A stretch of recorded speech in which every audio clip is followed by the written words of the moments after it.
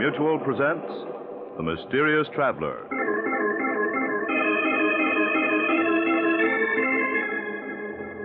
This is The Mysterious Traveler, inviting you to join me on another journey into the realm of the strange and terrifying. I hope you will enjoy the trip, that it will thrill you a little and chill you a little. So settle back, get a good grip on your nerves, and be comfortable, if you can, as you hear the story I call Death Writes a Letter.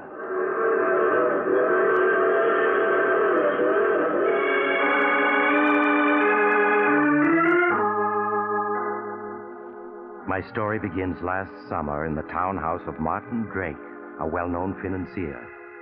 Martin is deep in argument with his older brother, John, as his daughter, Susan, enters the room unnoticed. John, how can you possibly believe in such things? Spiritualism, nonsense is a better word for it. To a skeptic, everything is nonsense. But if you'd seen and heard what I have, you too would believe. Hello, Father. Uncle John. Hello, Susan. I see you two are up to your old arguments. Well, your father's a very stubborn man, Susan. Well, I may be stubborn, but I'm no fool. Imagine believing in spiritualism, telepathy, and all that Tommy rot. I believe in spiritualism, Martin, and that the living can communicate with the dead. And nothing you can say will swerve me from my beliefs. Uncle John, in all these years you've been studying spiritualism, have you ever been able to communicate with Aunt Judith? No, Susan, I haven't. But there have been times late at night when I've all but broken through the barrier that separates us. Oh, I give up. There's no use in arguing with a man who has an obsession. Oh, that's fine, Father. Now the three of us can go into supper. Oh, I'm sorry, Susan, but I can't stay for supper. Oh, why not? I have an appointment with an honoricritic. A what? An honoricritic, a man who's an interpreter of dreams. John, good grief, don't tell me you believe in that, too. Why not, Martin? For years, psychoanalysts have interpreted dreams in an effort to help their patients. The subconscious minds of the living and sometimes bridge the vast gap of death. Now, John, I'm warning you, if you don't give up this obsession of yours, there's no telling how you'll end. I know you think I'm cracked, that all the years I've spent studying spiritualism have been wasted, but you're wrong. The living and the dead can communicate with each other, and someday you'll realize I'm right. Now, I really must be going or I'll be late. Well, Uncle John, you will drive up to the country with Father this weekend, won't you? Oh, are you opening the summer place? Yes, I'm driving up tomorrow to open the house and engage some servants. Well, I'll try my best to join your father this weekend. Oh, that's fine. Don't bother showing me the door. Good night. Good night, Uncle John. Good night.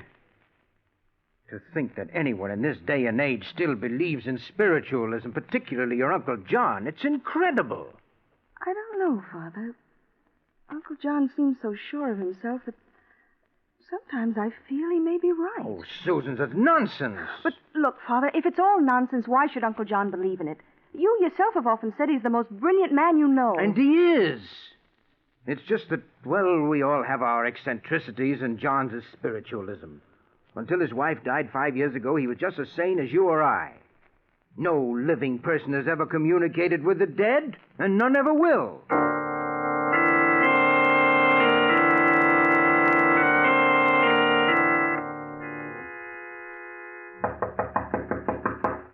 Father, are you awake? Father? What? Oh, Susan, come in, dear, come in. Oh, I'm sorry if I woke you, Father. Oh, that's all right. What time is it? It's just 7 o'clock. 7 o'clock. Oh, what are you doing up and dressed so early? I'm driving up to the country to open our summer place. Have you forgotten, Father? Oh, yes, so you are. Oh, didn't you sleep well last night, Father? There are circles under your eyes. No, I spent a very poor night. I had a nightmare, but I can't seem to remember what it was about. Oh, I'm sorry, Father. Tell me, is there anything I can get you? No, I'll be all right, dear. You run along. Oh, I need the keys to the car. Oh, yes, you'll find them over there on my desk. And if you need any money, help yourself. Oh, thank you, Father, but I have enough money. Have you found the keys? Oh, yes, here they are. Oh, do you want me to mail this letter on your desk? What letter? This one. It isn't addressed. All that's written on the envelope is one word. Urgent. Urgent? Yes, and it's in your handwriting, see? Why, I never wrote that. But, Father, it is your handwriting. And look, there are ink stains on your fingers. You must have written it before you went to bed. But I tell you I didn't. Let me see that letter. Yes, that's my handwriting, all right. Oh, Father, I'm leaving now. I want to get there by noon. What? Oh, yes. Goodbye, dear. Take care of yourself. I will, darling. Bye. Urgent. And it's my handwriting, all right. But for the life of me, I can't remember. Well, let's see. Dear Martin. What the devil? A letter in my own handwriting addressed to me. Dear Martin. No. No, this can't be. It can't.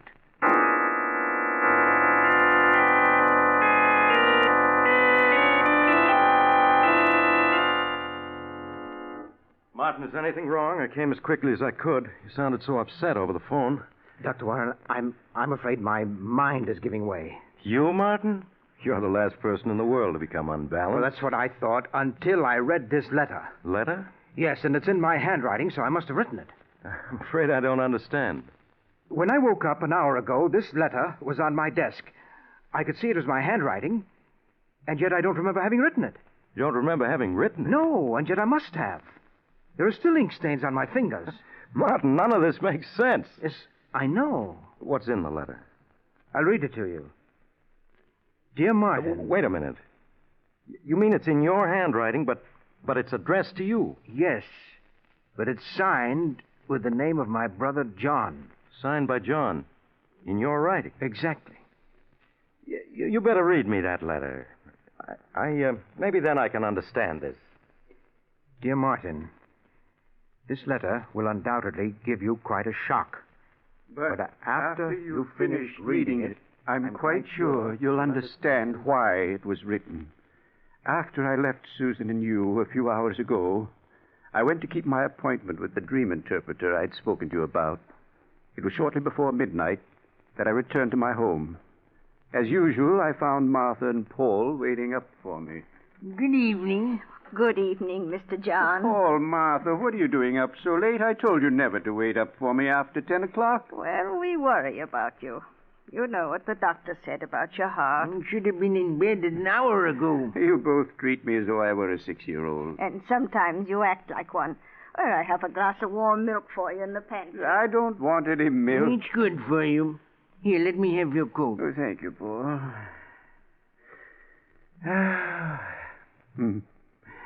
It feels good to be home, sitting in the chair before the fire. Here's your warm milk, Mr. John. And I want you to drink it down without any arguments. After all, it's for your own good. Here, take... Mr. John? Mr. John? Martha, what's wrong? Paul. Mr. John, Mr. John. Mr. John, answer me. He's dead. Oh. Now, please, Martha, please, you mustn't cry. The end came very quickly, peacefully. Now, there, Martha, there. It came as quite a shock, Martin, hearing myself declared dead, but as I saw my earthly body sitting in the armchair by the fireplace, I knew it was true. John Drake was dead.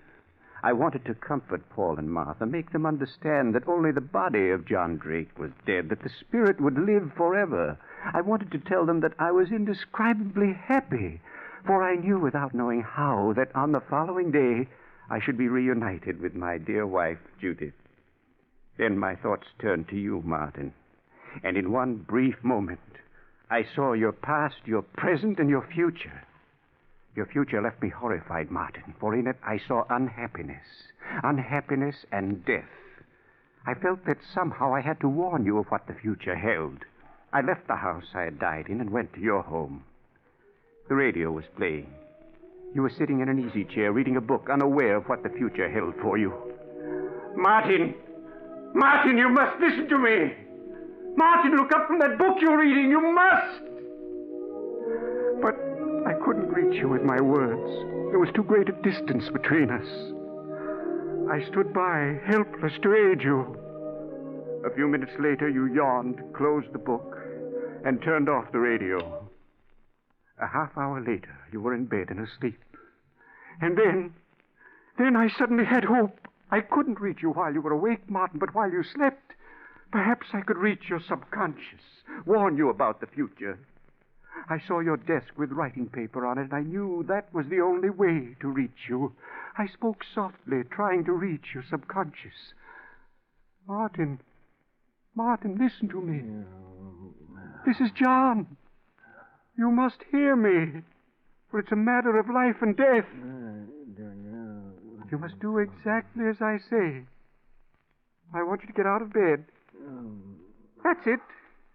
Throw back the covers. Now put your feet on the floor. Martin, do as I say. That's right. Now go to your desk. That's fine. Now sit down. That's it. Pick up the pen that's on the desk. Martin, pick up the pen. That's right. You picked up the pen and began to write as I dictated. Everything up to this point explains how this letter was written. And now, the reason for it. In looking into the future, I was horrified to see that Susan would die the night of June 7th, 1947, at exactly 6 o'clock. That means you must act swiftly, Martin, for she has less than 24 hours to live. If you don't, she will be found frozen to death. As for yourself, I see you dying as the result of an accident in a small, roughly furnished room. In this room is a desk calendar, and the date it shows as you lie dying is September 3rd, 1947. Martin, the love I bear you and your daughter has reached out from another world to warn you against the future. I pray that you will act upon this information and save yourselves. Your brother, John. That's the most extraordinary letter I ever heard. Well, what do you make of it, Doctor? You sure this is your handwriting? Certain of it. And then there are these ink stains on my fingers. Yes. It's amazing. It's obvious that I wrote this letter last night in my sleep. What upsets me is the content of the letter. The things I wrote are so fantastic that I'm afraid I may be losing my mind. No. I'm quite sure you're sane, Martin. Well, then how do you account for my writing such a fantastic letter even in my sleep? Has it occurred to you that this fantastic letter, as you call it, may not be fantastic? What? Now, Henry, you're not trying to tell me that you believe that this letter is true. That my brother John did die last night and came here to... Surely you don't believe in all that Tommy rot. Then your explanation for that letter is that you wrote it while having a nightmare? Well, of course. What other answer could there be? It's ridiculous to think that you, a man of science, could attach any credence to this letter even for a moment. You amaze me. There have been many phenomena in history. Phenomena that never could be explained. Not even by science. Oh, you're almost as bad as my brother. Soon you'll be telling me that you, too, believe in spiritualism. Have you called up your brother this morning? Why, no. Why should I have? Oh, you think he may have died last night as he wrote me in this letter? Doctor, I think you'd better see a doctor. I suggest you call your brother. Well, all right, I will, just to show you what a fool you are for believing even for a moment that there can be anything to this letter. Why, when John was here last night, he looked just as healthy... hello, Paul. This is Mr. Drake. Is my brother there? The what? Last night? After he returned home? I see. Thank you, Paul. He is dead, isn't he? Yes. Paul said that he died last night. If your brother died last night, then this letter must have been written by him through your subconscious after... No, that can't be. What you're saying is madness. The dead can't communicate with the living. Yeah, but in this letter, your brother speaks of his death last night and goes on to tell My about... brother couldn't have written that letter through my subconscious. Such things can't happen. I wish I felt as certain as you do. What about this part of the letter? In looking into the future, I was horrified to see that Susan would die the night of June 7th, 1947, at exactly 6 o'clock in the evening. That means you must act swiftly, Martin, for she has less than 12 hours to live. If you don't, she'll be found frozen to death. And that proves how fantastic the whole letter is. Today is June 7th, and outside it's like summer. How could Susan possibly be frozen to death? I don't know, Martin. But if Susan were my daughter, I think I'd want to be with her tonight at 6 o'clock. You'd never be able to forgive yourself if anything would have happened to her. I'll go with you if you like. Oh, very well. But mind you, I still don't believe that John wrote this letter through my subconscious.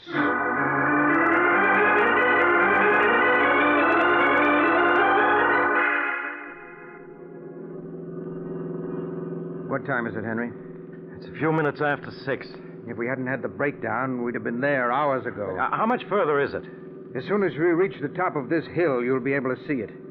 I wish we'd reached the house before 6. Now, surely you don't believe what that letter says. How could Susan possibly freeze to death?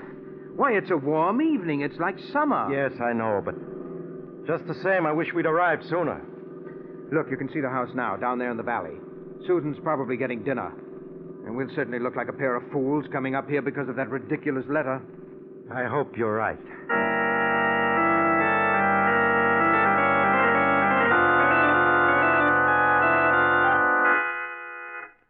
Henry, Susan isn't in her room. She isn't? No. Could she be in the village or visiting friends? No. You're forgetting her car's parked in front of the house. Yeah, that's right. Well, where can she be? I'm afraid I can't answer that. I'll search the second and third floors while you search this floor in the cellar. She must be someplace in the house.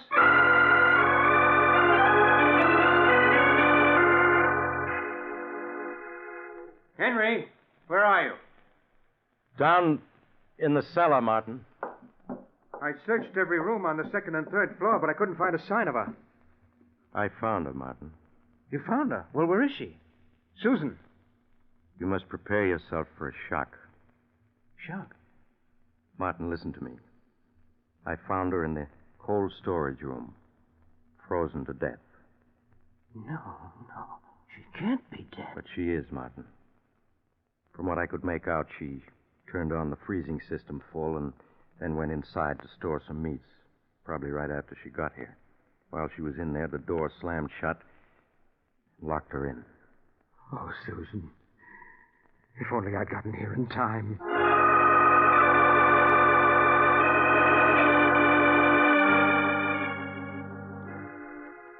Martin, for weeks now you've been like this.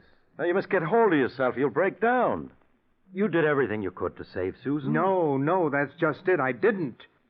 John reached me from beyond the grave to warn me about the future, but I merely laughed.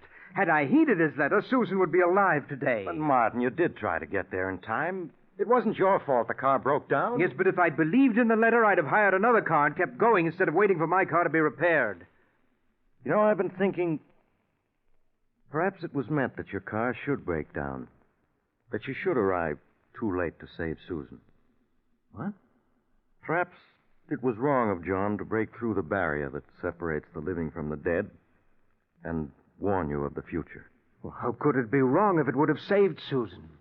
Perhaps it was ordained that Susan was to die when she did.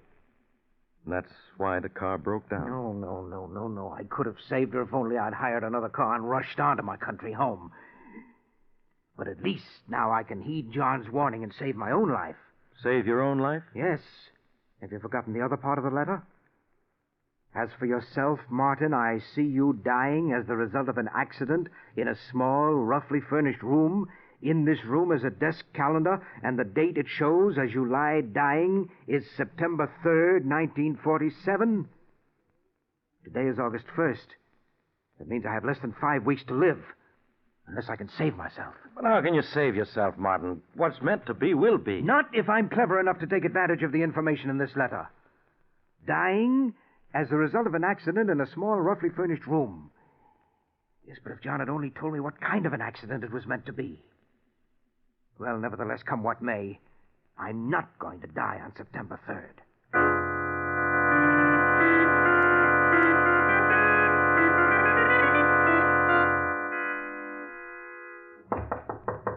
Just a minute. Hey, Martin, what's going on? I mean, what's the meaning of all those men around the house? Why was I searched before I entered the room? Henry, do you know what the date is? Well, yes, it's September 2nd. Yes, and in a few minutes it will be midnight, and then it will be September 3rd. Oh, yes, that's right. The letter.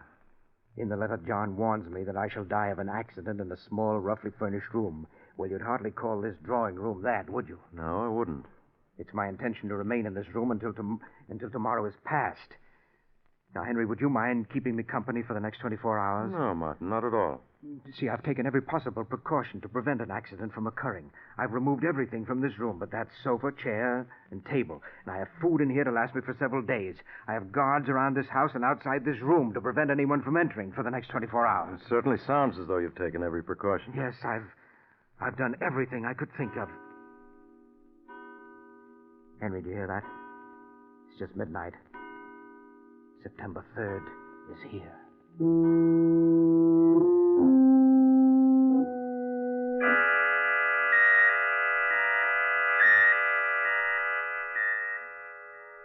Martin, will you stop looking at your watch every other second? I can't help it. One more minute and it'll be midnight. And when the clock in the hallway strikes, it'll be September 4th. Yes, Martin, yes.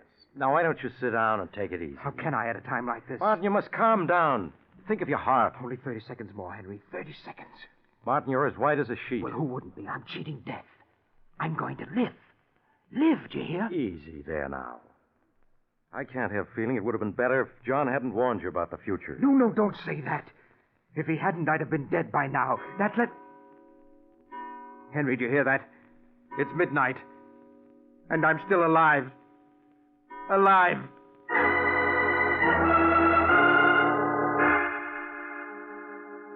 For some weeks, Martin Drake was a sick man as the result of the strain he'd undergone. But with the coming of fall, he was well on the road to recovery.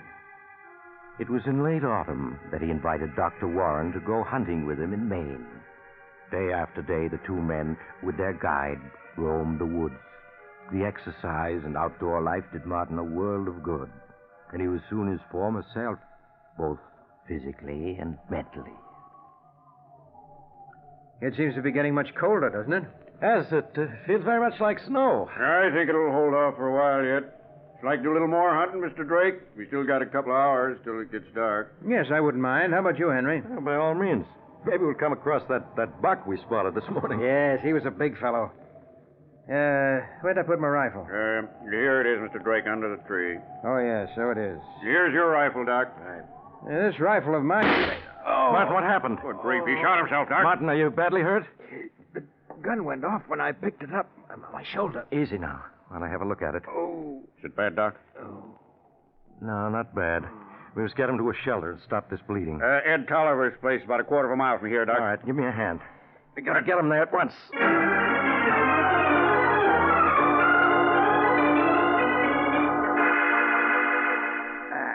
Now, put him down gently on the cot.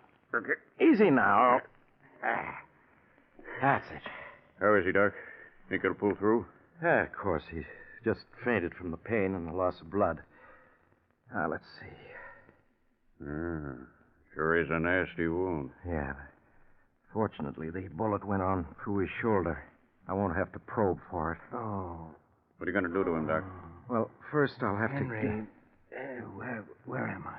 Now, just lie still, Martin. We brought you to this shack where I can fix you up. Oh, my shoulder hurts. It'll be all right now once I get the bullet wound cleaned up. Pete, put my medical bag on this desk here. Open it, will you? Sure, Doc. Will you have to probe for the bullet? No. Fortunately, it went right through. All I have to do is clean the wound. It may hurt a bit, Martin. That's all right, Henry. Go ahead. Maybe you better turn your face away from me so you won't see what I'm doing. Sometimes it's easier that way. Concentrate on the desk over there, huh? All right. Pete, hand me that tube of sulfur powder. Yep. Also the... Henry! What is it, Martin? That calendar. What calendar?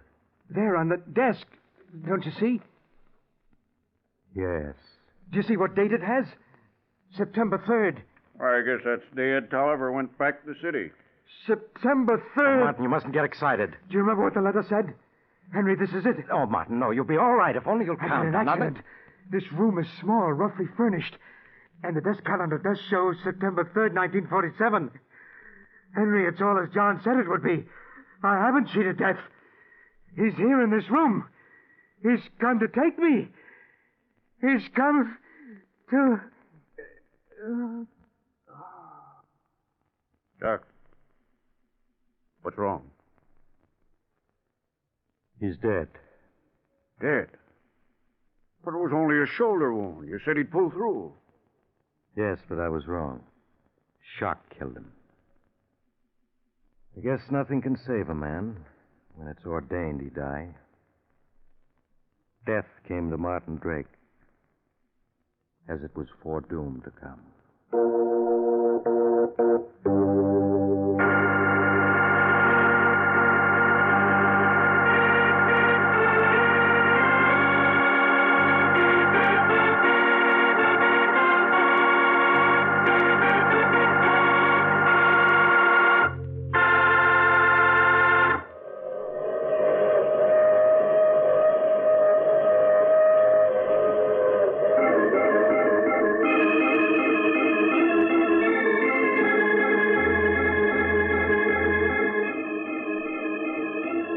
Mysterious traveler again.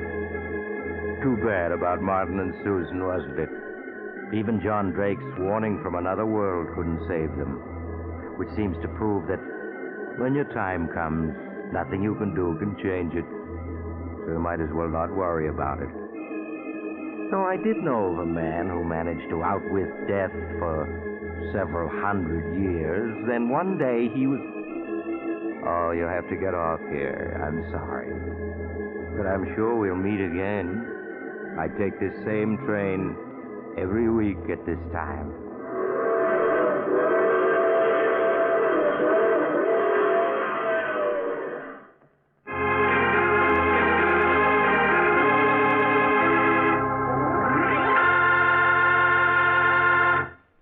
You have just heard The Mysterious Traveler, a series of dramas of the strange and terrifying.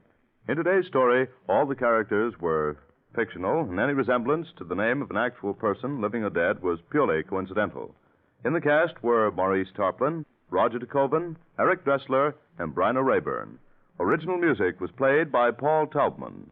The Mysterious Traveler is written, produced, and directed by Robert J. Arthur and David Kogan.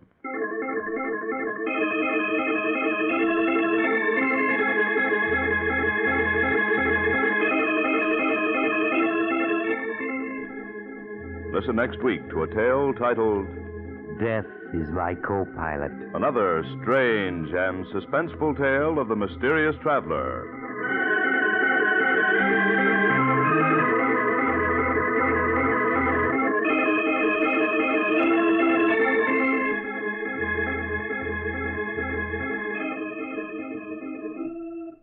Your Mysterious Traveler has turned author. Yes, Maurice Tarplin has penned a chilling tale titled 7 Casks of Death, which appears in the current issue of Dime Mystery magazine, one of the popular publications group now on sale at your local newsstand. Don't miss it.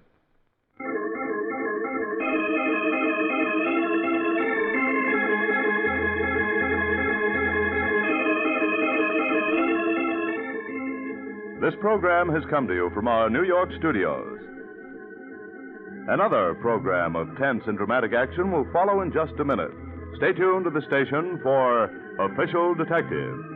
Carl Caruso speaking. This is the Mutual Broadcasting System.